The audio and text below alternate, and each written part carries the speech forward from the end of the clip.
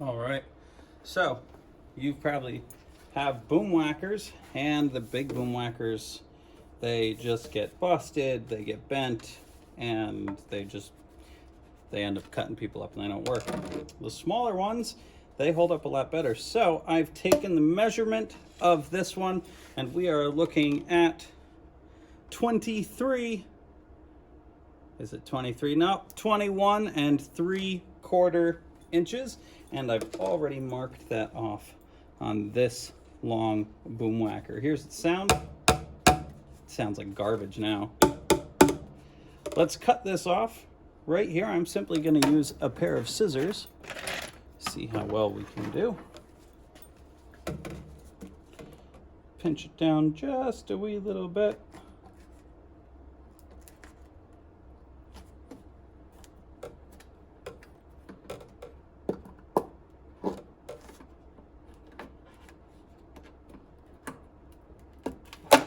Well, that was not easy, but it went.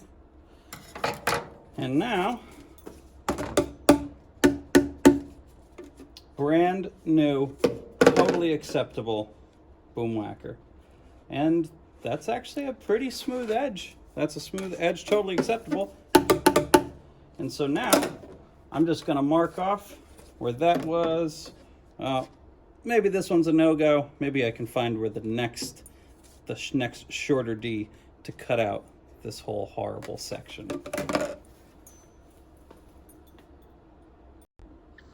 All right, so here's what's left of our D tube, and it simply sounds about an F right now. Maybe an F sharp, and that's certainly not what we want. We need it to be a D. And here we have a B and a C. Our B is roughly 12.5 inches, and our C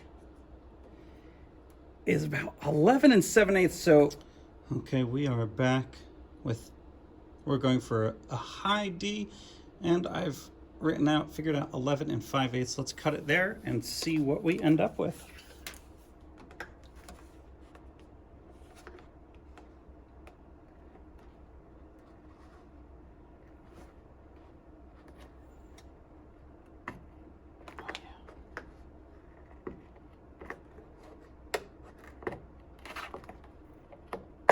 Yeah, there we go.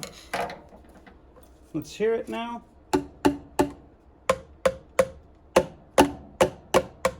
We're close.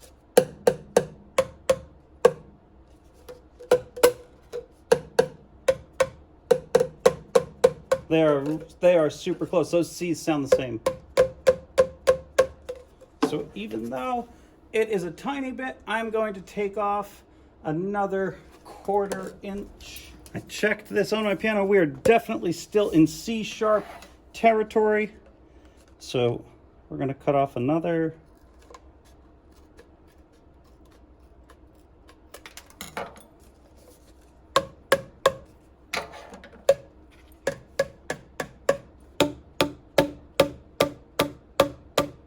Still not there. We still need to take off some more. We will get a final on this.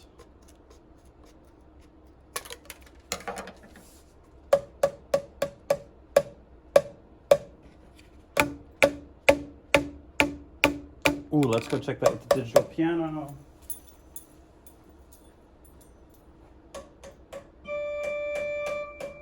Still a little flat. What is this horrible ad? Take off a little bit more. We're somewhere in between C sharp and D.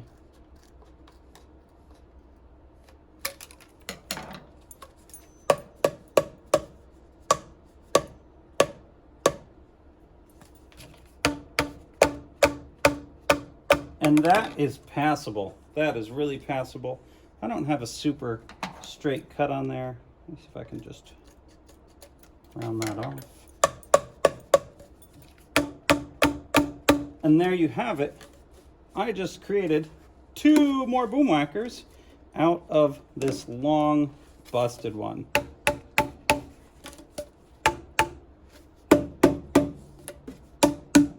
Obviously, the old one with dents will never sound as good as it did because of all of that, but that's acceptable. That's 2 more boomwhackers. All right, the next boomwhacker that I have that is toasted is this E. Now, I could measure out this E, and I do know what that E's length is, but a really simple way to get your length on a busted boomwhacker, simply line up the ends. All right, my end is lined up, and we don't have to be super specific here. And there you go. There is my line for an E. Let's hear that one. I find that these work best. If you pinch these down, you're already cutting through them. Pinch it down, and this will cut so much more nicely. You still have to really muscle it, but. And I think that these scissors are pretty sharp. So. There we go. 2 E's just like that. That is the simplest. There's the first half. Now this one should be too long, and it still has all of these in here. So I'm going to figure out what is the next shorter E for a high E. You know, this one still might be stable enough. You know, especially if somebody's holding it down here. I'm going to try this one out without cutting this one into 2 because it really hasn't gotten horribly destroyed, and with this shorter length it shouldn't get bent as much, especially if I have students hold it up on this end. And look at that, it's close. Will that kill me? It will drive me a little bit nuts. It's definitely closer to something a little bit longer, but you know what? I bet when it's in the whole class of students, I won't even notice. All right, so we have a low C boomwhacker here, and I have a middle and a high as well. This boomwhacker has this big one here, and it's not the end of the world yet, but I can easily deal with this now. So when I'm looking at this, I know that that's going to be there, but I bet I can definitely get 1, maybe 2. So I'm going to go with a shorty over here. And we'll just line those up. Use my trusty Sharpie. All right. There's 1. Let's check out the other side. We'll start at the end. Are those together? Good. So that went all the way to here, and definitely that is not enough. So this will be wasted unless I can make a micro out of that one. That would be pretty interesting, wouldn't it? So let's go ahead. I'm gonna pinch on the waist side.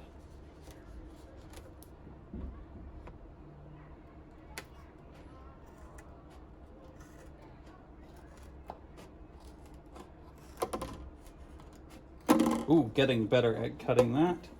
And let's pinch at this waist side.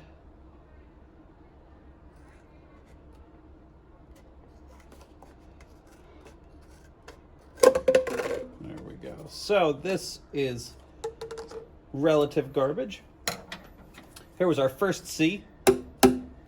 Here's our new C. They're the same sound. Excellent. And a new C, or an old C. And now I have 4 C's where I used to only have 2. Now this one could be cut down, and probably it's short enough that it would work.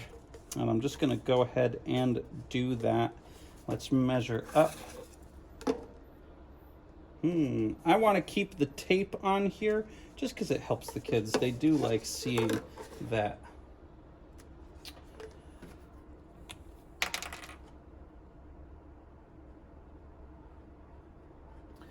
Further, the benefit of having multiple boomwhackers like this is kids really love to have more than one.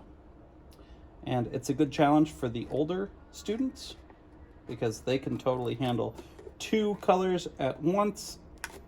I don't know if my scissors want to handle this one. Extra thick. That's what I'll say about that one. Extra thick. Let's see if we can clean that up.